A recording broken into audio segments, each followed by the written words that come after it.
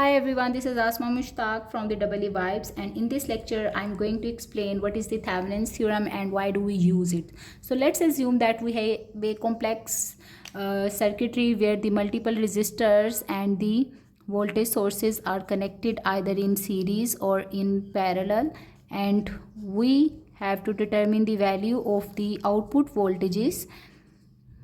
Let's say this is V1, R1, R2, R3, R4 and R5.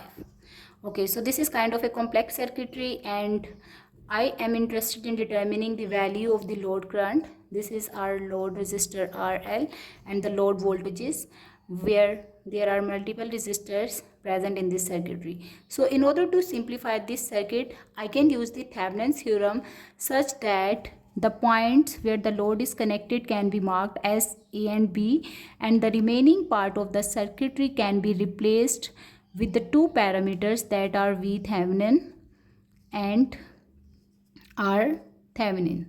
Okay, Thevenin is the equivalent resistance that we will see at the load side or at the point A and B for the rest of the circuitry.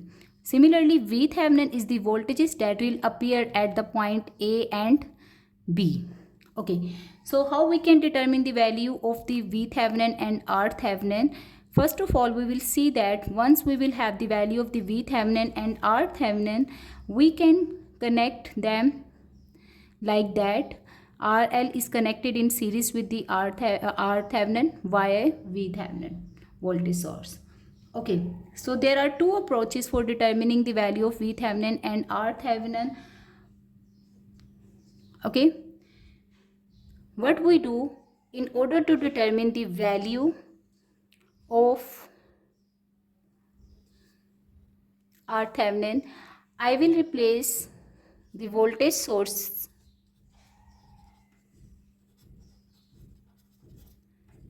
with the short circuit.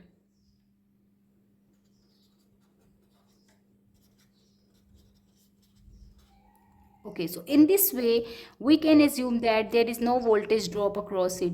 Okay, so once we will replace the voltage source with the short circuit, we will be able to evaluate the equivalent resistance at the point A and B, which will be marked as the Thevenin. Fine. And in order to determine the Thevenin voltages, what we will do, we will remove the load resistor from the circuitry, and obviously it is equivalent to opening the circuit at the load side. Once we will remove the load resistor, obviously for the rest of the circuit we will determine the value of the current flowing in it, and ultimately we will see how much voltages are appearing at the output voltages. So in this way we will get Thevenin and Thevenin. Fine. So let us consider a simple circuitry. Okay, so let's say we are having this circuitry where the load resistor is equal to 2 kilo ohms and 72 volts voltage source is connected across it. Let's first determine the Thevenin. As I mentioned earlier, we can find the Thevenin by shortening the voltage source and drawing the rest of the circuitry. Obviously, Thevenin is present across the terminal A and B, so obviously load resistor is not considered over here. Fine. And we can clearly see that this will be the point A and this will be the point B, where we will find the Thevenin. Okay, let's mention it over here. So if you look here, these two resistors 6 kilo ohms and 3 kilo ohms have both terminals at the same potential like over here. So they both are connected in parallel, or I can also draw them like that. So this is 6 kilo ohms, this is 3 kilo ohms, and finally this is 4 kilo ohms. Here is the point A and B. Okay, so 6 Thevenin formula is equal to 6 kilo ohms is in parallel with 3 kilo ohms, and then they both are connected in series, so their summation will be added. Fine. Once you will find the equivalent resistor of these two, you will come to know that R Thevenin comes out to be equal to 6 kilo ohms. Fine. So this is the R Thevenin resistance.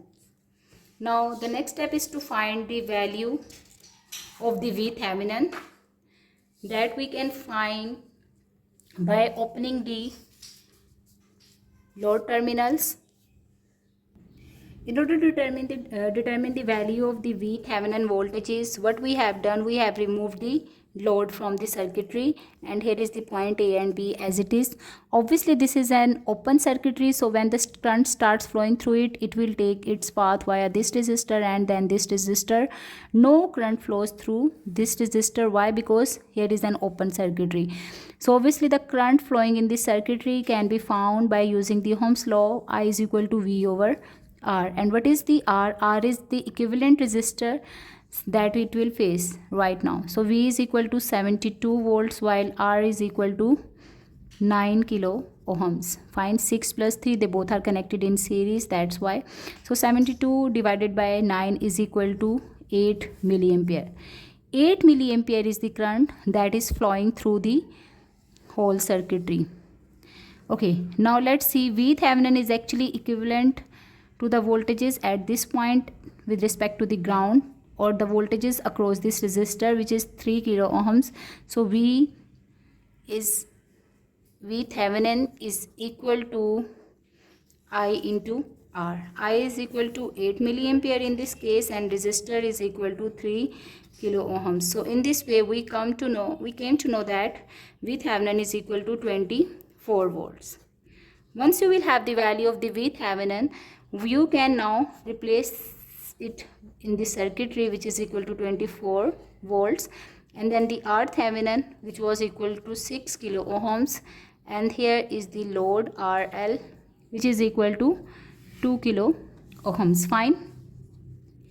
And now we want to determine the value of the IL is equal to what, or VL is equal to what. We know according to the voltage division rule, we can determine the value of the VL, which is equals to 2 kilo ohms divided by 2 kilo ohms plus 6 kilo ohms into V Thevenin, which is equal to 24 volts in this case. So when you will simplify this expression, you will come to know VL is equal to 6 volts. Fine.